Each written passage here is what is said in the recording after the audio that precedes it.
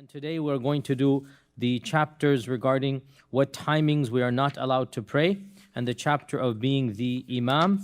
And if we have time, we'll move on to the chapter of the one who is sick. These are the three main chapters that we're going to do today. So the chapter of which timings we're not allowed to pray, the chapter of the Imamah, who gets to be the Imam, and what are the rules of the Imam, and also the chapter of the one who is sick, how does this person pray.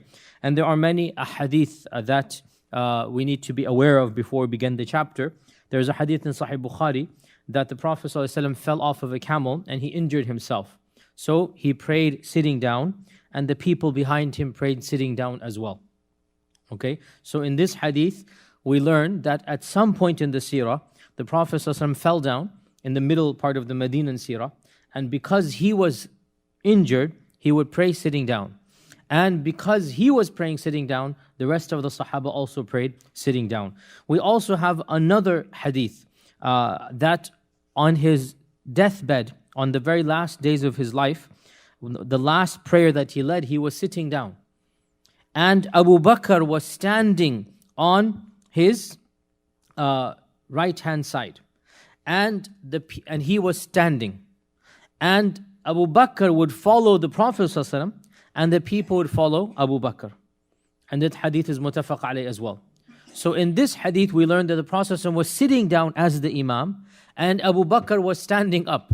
Jazakallah khair. And Abu Bakr was standing up. And the people could not see the Prophet ﷺ because he's sitting down. So who are they seeing? Abu Bakr. And so Abu Bakr was leading in lieu of the Prophet ﷺ, but he was standing. And we also have the hadith of the Prophet ﷺ, that the Prophet ﷺ said that when it is time for the salah, let one of you give the adhan, and let the one who knows the most Quran lead the salah. Okay, so the hadith is, and this is in Bukhari, that when the time of salah comes, let any of you give the adhan. So giving the adhan, let any of you give the adhan. And let the one who has the most Quran lead the salah. So the narrator of this hadith, Amr ibn Salama, he said that one time the people that were with us, they looked amongst themselves and they discovered that I was the one who had the most Quran, and I led them in salah even though I was 6 or 7 years old only. So this child had the most Quran, and so they let him become the Imam in their group, their delegation, even though he was 6 or 7 years old only. And so this hadith in Sahih Bukhari tells us that the Prophet ﷺ said, let the people with the most Quran be the one who is leading the salah.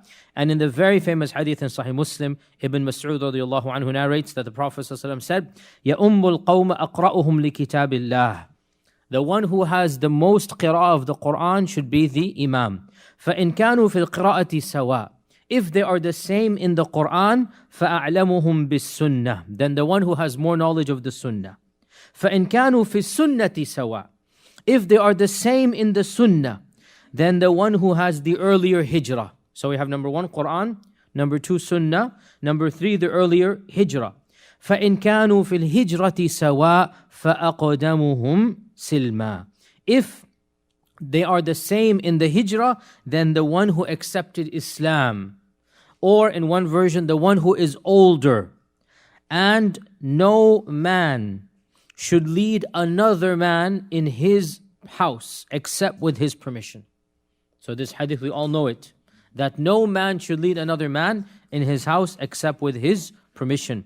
And this hadith is in Sahih Muslim. And we'll do 2 more hadith and we'll move on to the chapter of fiqh that we have. That Ibn Abbas radiallahu anhu said that I prayed with the Prophet sallallahu alaihi wasallam one night in tahajjud, and I stood on his left hand side. So the Prophet ﷺ held on to my head, in one version, held on to my ear, and he moved me from behind him until I stood on his right hand side. Hadith is muttafaq alayh. So Ibn Abbas, the young child, 7, 8 years old, 9 years old, he is praying. The Prophet ﷺ is praying tahajjud. He just joins him on his left hand side. So the Prophet ﷺ holds on to his ear and moves him from behind and then brings him to the right hand side. Hadith is muttafaq alayh. The fiqh of is obvious. We're going to talk about it inshaAllah ta'ala right now. the final hadith that we'll do, that Anas ibn Malik narrated that the Prophet ﷺ led us in salah. This is when Anas's mother invited the Prophet ﷺ. Sulaym is his mother. When Sulaym invited the Prophet ﷺ to lead the salah in their house. And he went to her house and he led them in salah.